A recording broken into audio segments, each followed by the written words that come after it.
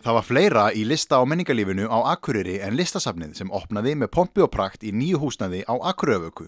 Kaktus var nefnilega einni með opnun sömu helgi. Já, kaktus, þið heyrðu rétt. En hvað er kaktus? Já, hvað er kaktus? Það er kannski hægt að skipta kaktus upp í þrennt. Annars vegar er þetta vinnustofur fyrir okkur sem að erum hluti af kaktushópnum. Svo erum við líka listahópur.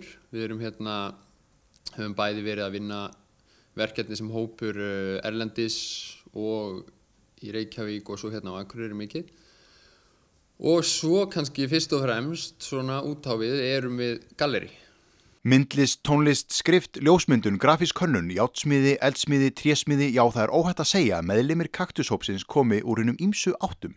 En hvað skildum við að græða á því að vera með svo fjölbreyttan hóp saman komin á einum stað? Það er ýmislegt sem maður græðir á því. Meðal annars er það að maður tekur þátt í verkefni sem maður hefði ekki búist við að taka þátt í. Sem tónlistamaður kannski að taka þátt í vídeóverki eða gjörningalist eða myndlist eða hvað sem það er sko. Og líka það verður svona dýnamíst, svona, þú veist, samtöl verða allt öðruvísi heldur en að það ert bara með einsleitan hóp. Þannig að ég held að það kemur alltaf bara miklu meira út úr því. Þetta verður miklu meira lifandi sko. Hvenær verður þetta batteri til? Það eru nú orðin sko 3 ár síðan held ég. Ég veit það ekki. Já, við byrjuðum sem sagt. Við byrjum upp í kjallaranum á listasafninu þar sem áður hét Populus Tremula og vorum þar í 2 ár með minnir og vorum mjög virk þá. Við vorum með 117 listviðburði þar sem að sko yfir 600 listamenn komu fram á 2 árum sem að held ég met í allavega svona sjálfboðareknum galleríum á Akureyri sko. Svo voru við þar næst. Eftir það náttúrulega þurfti að rýma listasafnshúsið fyrir breytingar. Já.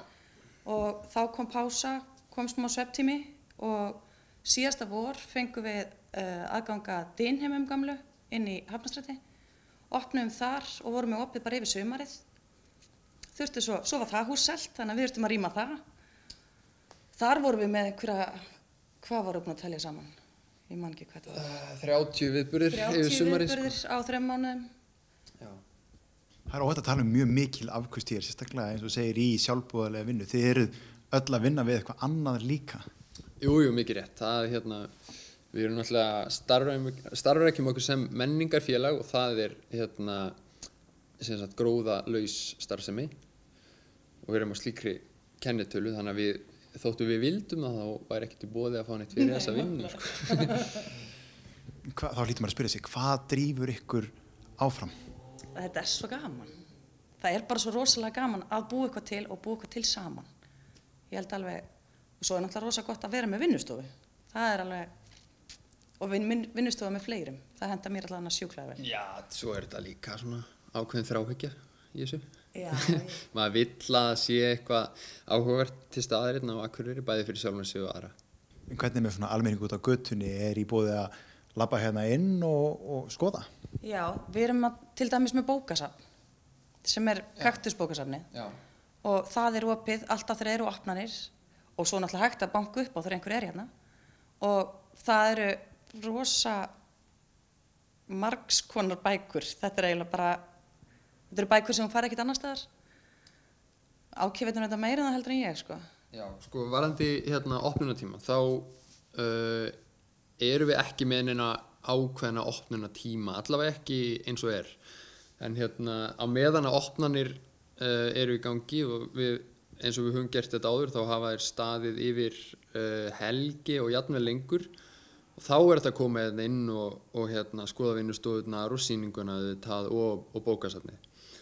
Bókasafnið okkar, svo við förum aðeins út í það, þá fengum við svona styrki til þess að panta bækur og þetta ekki bara hvaða bækur sem þetta eru sem sagt það sem á frönsku heitir BD og þetta eru teiknimyndasögur en ekki Andrés Blöð og ekki hasarmyndasögur og slíkt. Þetta eru svona, hvað maður að segja, það nú ljótt að láta orðið fáaðar kannski en svona listrætni kannski teiknumyndasögur. Hvernig það? Nú eru þið að starfa á Akureyri. Hvernig myndu segja að svona lista- og menningar umhverfið í bænum væri fyrir listafólk eins og ykkur? Já, það náttúrulega bara á hraðri uppleið sko eftir opnun listasafnsins annars vegar og ég mjög bjartsýnn á þennan vetur í listheiminum á Akureyri. Ég held að sé alveg bara nóg að vera. Það verður það alveg örugglega í vetur. Það náttúrulega var líka verið að taka í notkun 2 rými og önnur í Gilinu og ég held að verði alveg bara fullt að gerast og einhvern veginn fullt af tækifærum fyrir fólk sem í grasrótinni líka til þess að sýna og sýna sig og sjá aðra sko í listheiminum sko. Og Kaktus bara einn angi af því í raun og veru sko. Við höfum fókuserað dálítið á svona fólk í jaðarlist og unga listamenn og gefum þeim tækifæri til þess að koma sér á framfæri að kostnaðarlausu og fá aðstoð við uppsetningu og annað slíkt og auglýsingar.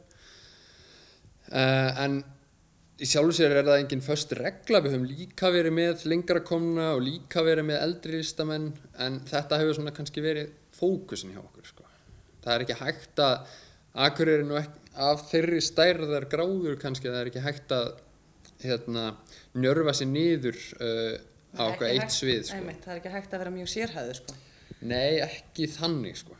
Kaktus þá bara, getur sagt, staður fyrir alla sem að lifa fyrir listina og vilja koma sér á framfæri. Jú, mikið rétt.